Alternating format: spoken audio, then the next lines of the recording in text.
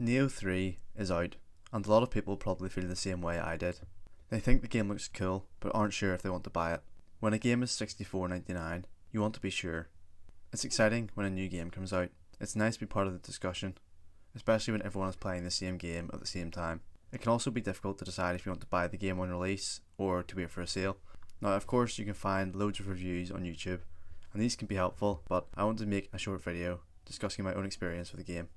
Hopefully this will give you a better idea of what to expect and can help you make up your mind.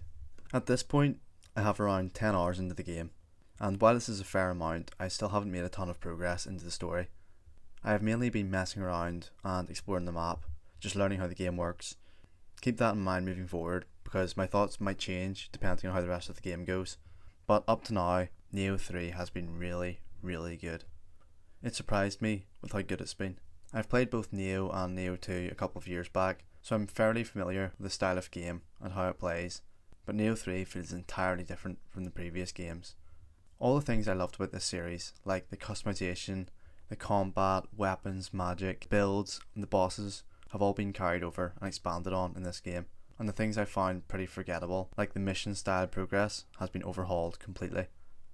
In previous Nioh games, the story is structured in individual levels. You start at a level, play through it, and then it ends, and you move on to the next one.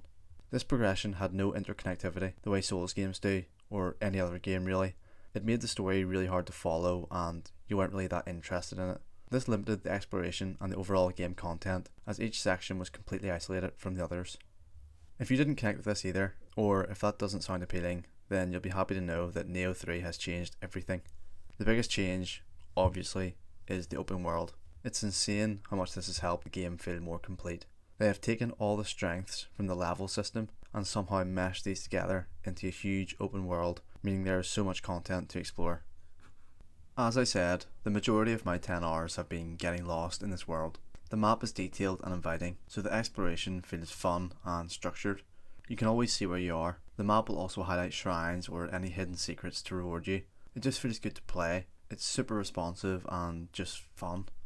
The world is war-torn. You will find abandoned villages, destroyed towns, and bandits and campfires. There's a huge variety of enemies scattered in these areas. Some are small minion enemies that you will find in groups, and others are big world bosses. I got a taste of Elden Ring from the opening of this game. You get a cool reveal showing the open world in front of you. You see a massive yokai in the sky over the city, and you see a huge world boss walking around, similar to the tree sentinel in Limgrave. This hooked me immediately, and of course I ran straight towards him first. You can find enemy strongholds where you'll have to fight a collection of enemies to clear the area before getting some nice rewards for doing so. Some of the enemies you find in this game are similar to the ones in the previous games, but there are also many differences, so it doesn't just feel like reskins. It feels more like a nod to Nioh 2 than straight copying. Plus, it's pretty nice to see these old enemies coming back again. In this world, there are also a lot more side quests. I can't remember how these were treated in Nioh 1 and Nioh 2. I can't remember if there were any at all, but in this game they're done very well. The side quests here remind me of Ghost of Tsushima, where you stumble upon them randomly and they expand on the lore and the context of the world. In my random exploring, I found a ghost, a man who can't pass into death until he delivers medicine to his sick wife. I went to deliver the medicine to find his wife dead and a yokai haunted her house. It sounds very much like a side quest you'd find in The Witcher 3, which is a massive compliment, but it's just cool to see the developers lean into the world and lore. You actually get to see the struggle that locals go through due to the war and fighting. You see the poverty, you see the wreck and the ruin. You talk to people and they tell you their story.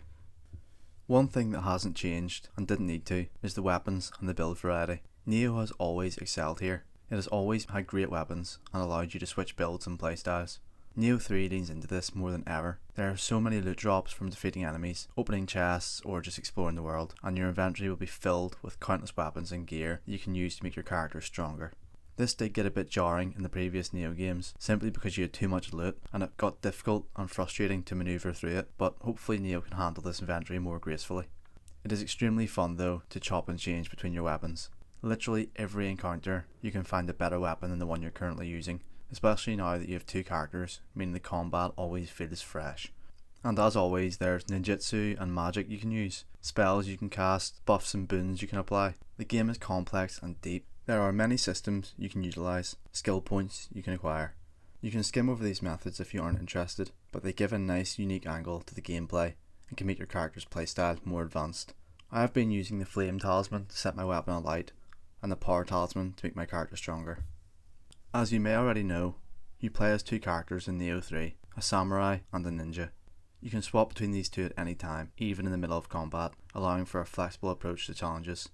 The samurai is more solid, stronger, and utilises ki, which is the game's stamina, to have a more well-rounded approach during fights. The ninja is faster, sneakier. He can use ninjutsu to cast fireballs or any other spells.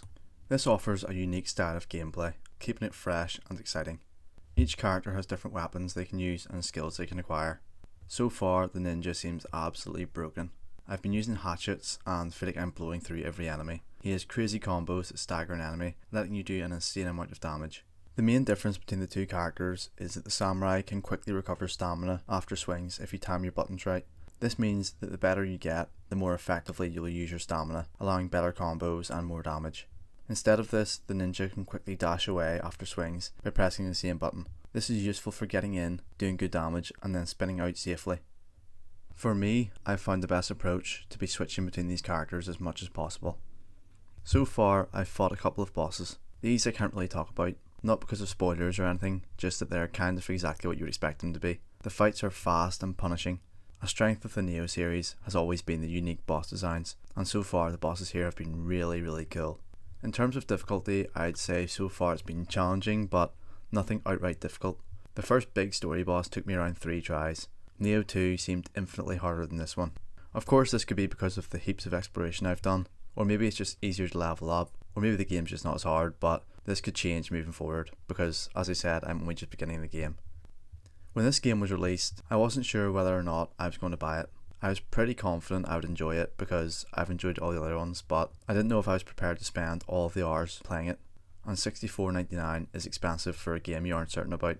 Of course, all games are now this expensive, but I still think it's a huge shame games are getting like this. Like everyone else, I watched a few videos on YouTube and the game did seem really interesting. I haven't picked up a new game in a long time, and I've mainly been replaying old favourites, so I thought why not, and honestly I'm really glad I did.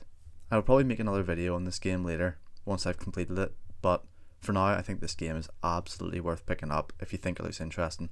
There's so much to do, so much to explore. The combat is amazing, the enemies and bosses are cool, the gameplay is smooth. I'm really excited to move forward into this game, and I wouldn't be surprised or shocked if this became the best Nioh yet. Let me know if you've picked this game up yet. As always, thank you for watching. See you in the next one.